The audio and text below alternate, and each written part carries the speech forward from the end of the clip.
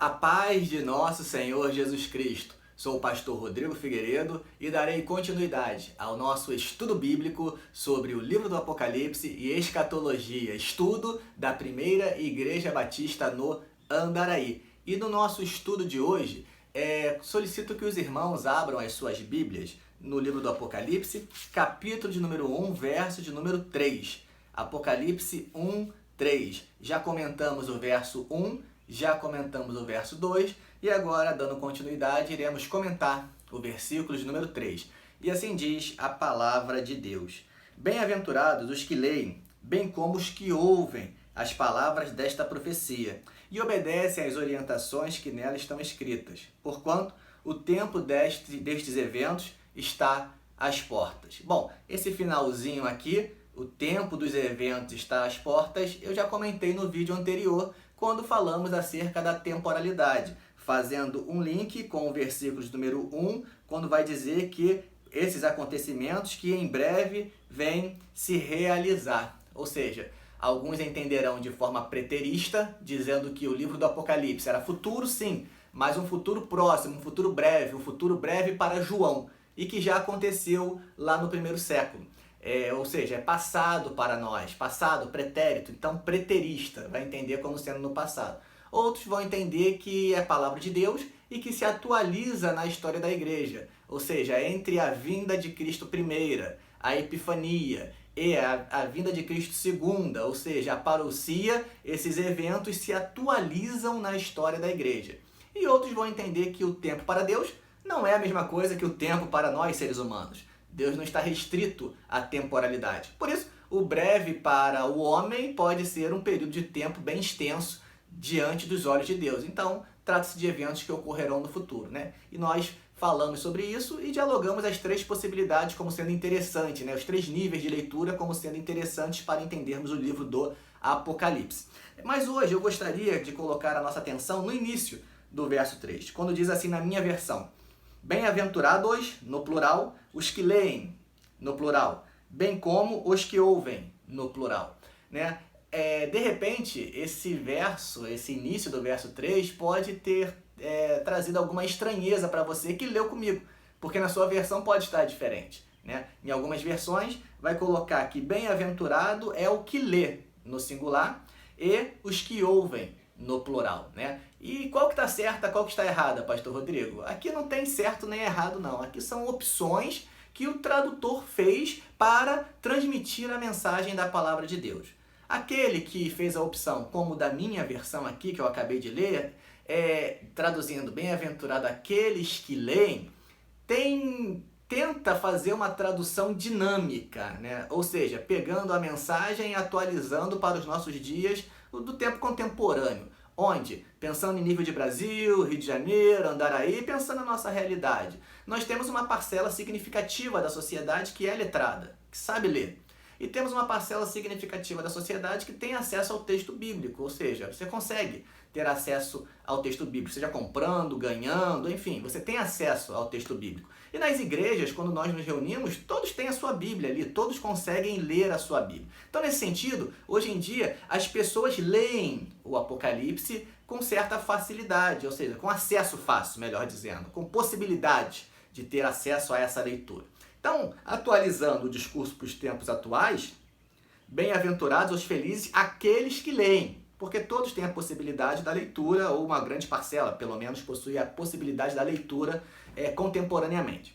Porém, como eu disse, existe uma outra possibilidade de tradução, que vai dizer que bem-aventurado é o que lê, no singular, e os que ouvem, no plural. Isso por quê? Porque essa tradução não é dinâmica, é uma tradução mais literal, né? Tentando ficar mais atenta aos termos que o autor utilizou e mais atenta ao contexto imediato que recepcionou esse texto, ou seja, lá nas igrejas cristãs do primeiro século. E naquele contexto, a parcela de pessoas letradas na população era muito menor do que hoje em dia. E além disso, o acesso ao texto também era totalmente inferior em relação ao nosso tempo presente, né? Não tinha assim papelaria, livraria vendendo bíblias, né? Eram cópias, eram manuscritos, e que nem todos tinham acesso a esses manuscritos. Então, feliz ou bem-aventurado é aquele que tem o texto e lê, porque é letrado e sabe ler. Então, um lê. E os demais? Os demais ouvem. E aqui a gente tem uma questão interessante, né? Porque o livro do Apocalipse, ele foi escrito inicialmente para ser lido por um, mas ouvido pela maioria. Então, ele não foi escrito tão somente para ser lido, como nós fazemos hoje. Ele foi escrito para ser lido, mas também para ser ouvido.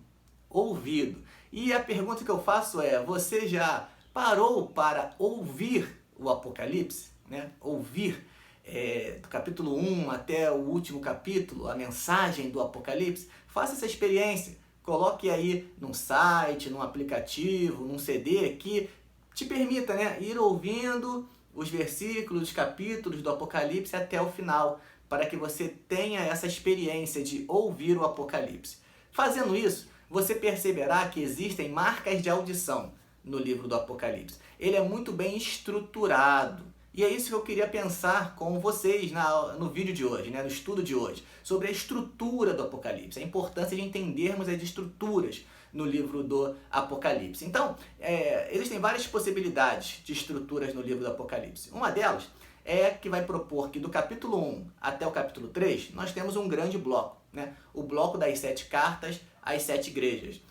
Perceba, não tem só texto sobre as 7 cartas e as 7 igrejas nesse bloco. Você tem uma introdução ao livro, você tem uma saudação de João às 7 igrejas, você tem Cristo se revelando a João e você chega então propriamente às 7 cartas das 7 igrejas. Mas é um grande bloco que trata das 7 cartas às 7 igrejas, então que se subdivide.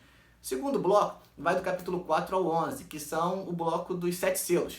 Também, 7 selos que quando chega no sexto, ele se desdobra em 7 trombetas. Mas as 7 trombetas são um desdobramento do 7º selo. Então, um grande bloco dos 7 selos. E por fim, o terceiro bloco, vai do capítulo 12 até o final do Apocalipse, é um bloco que trata do embate, né, da disputa, da luta, do conflito entre os discípulos do Cordeiro e o dragão, tendo no final a vitória do Cordeiro sobre o dragão. Então, 3 grandes blocos que, como eu disse, eles se subdividem. E essa estrutura do Apocalipse, a estrutura que o Apocalipse nos apresenta, ela facilita, ela ajuda, ela é destinada para aqueles que estão ouvindo, que eles venham a entender melhor a mensagem que está no Apocalipse. E aí, os números que ali aparecem, as práticas que o autor faz dentro do livro para chamar a atenção do seu ouvinte, tudo isso é importante. Por exemplo, eu estava assistindo uma série esses dias, né? E nessa série, o autor lá da série, né? Ele, num dado momento, ele coloca uma cena que você pergunta, gente, de onde que esse cara tirou essa cena? E a cena ali de ação, acontecimento, não sei o que, e você fica, gente, de onde que saiu? Ele, pum! Aí ele dá uma pausa. Aí ele vem contar como que ele chegou nessa cena. É uma forma de prender a atenção de quem está assistindo aquela série para que você acompanhe o desenvolvimento. Ele lançou algo que ainda ele não falou o que é, lançou algo que ainda vai acontecer para depois vir explicando. Uma outra questão que eu vi nessa série também, que me chamou a atenção, é que num dado momento a cena estava indo, desenvolvendo, estava evoluindo, e aí quando você acha, agora, vai acontecer, vai acabar, esse personagem ele não pode vir a ser atingido, não, o que vai acontecer? Ele, pum, aí ele dá uma pausa. Aí ele dá uma pausa e conta uma história. Conta uma história e cria, de certa forma, um anticlímax. E você fica, meu Deus, eu preciso saber o final, gente, ele parou. E aí ele dá uma pausa, dá um respiro para você. Né? Em meio à adrenalina que vinha ali, ele pum, dá uma pausa, aí ele conta uma história. E depois continua a sua trama narrativa ali na série. Enfim, existem várias formas do autor ali utilizar elementos para prender a atenção do ouvinte, para fazer com que você, de certa forma, se envolva com aquela série que você está assistindo. No livro do Apocalipse a mesma coisa acontece. O autor do Apocalipse desenvolveu o texto de uma forma muito interessante, muito própria, e ele também faz isso. Por exemplo, você tem nesse bloco da carta às 7 igrejas, né, uma estrutura que é apresentada ali para facilitar a memorização e os ouvintes acompanharem o que ele está narrando. Né?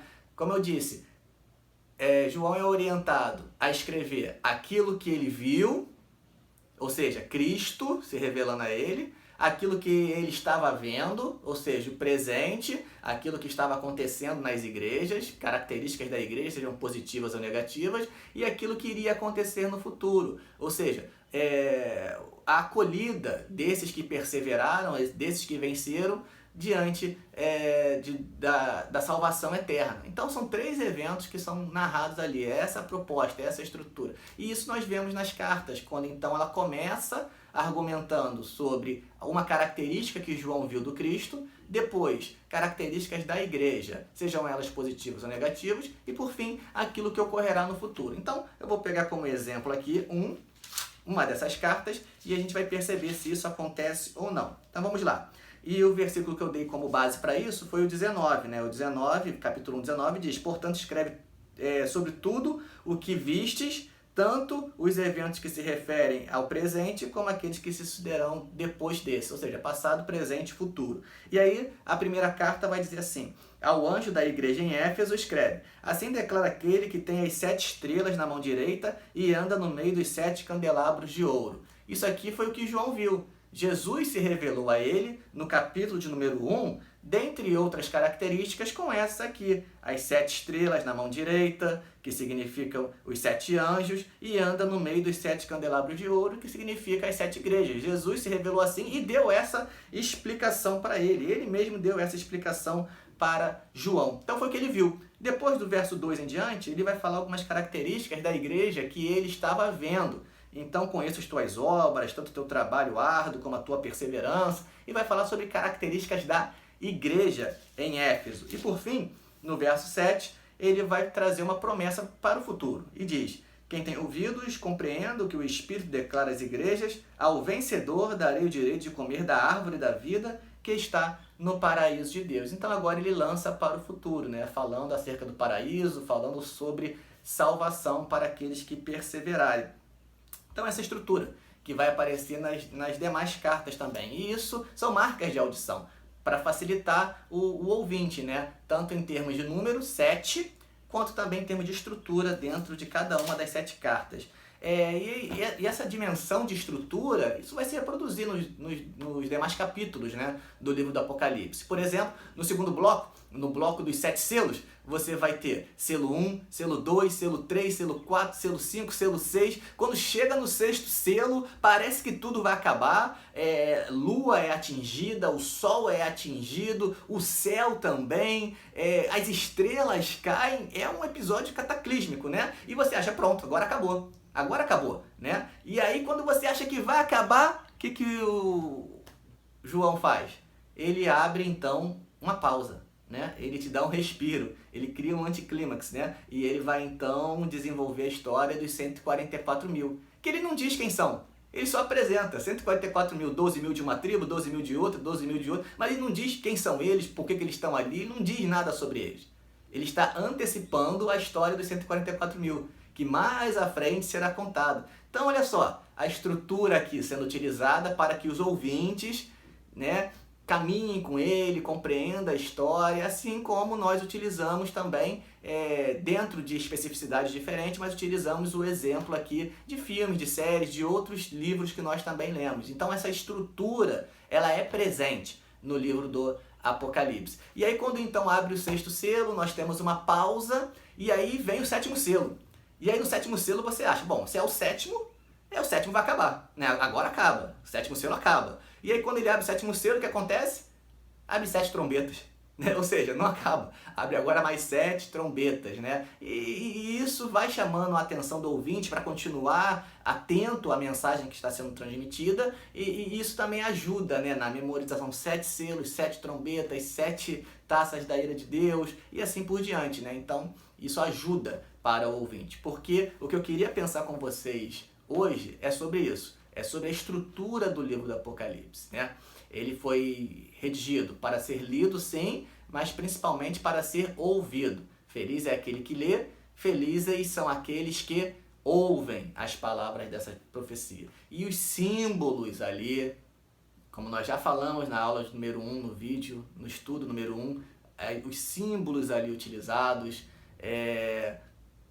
a estrutura ali utilizada é destinada para facilitar os seus ouvintes na compreensão da mensagem que está sendo transmitida. E por isso eu gostaria de parar por aqui o nosso estudo de hoje, levando você a esse desafio de parar por um instante e, além de ler o livro do Apocalipse, a se permitir ouvir a mensagem do Apocalipse e ficar atento a essas estruturas, a essas marcas de audição que aparecem no livro do Apocalipse.